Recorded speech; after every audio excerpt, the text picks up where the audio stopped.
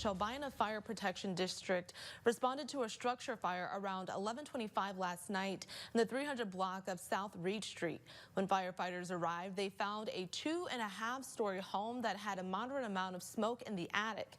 Firefighters say they found fire beneath the attic floor that extended into the wall. Firefighters report the cause of the fire was faulty wiring. They say there were no injuries, but the house did have some damage to the second and third floors.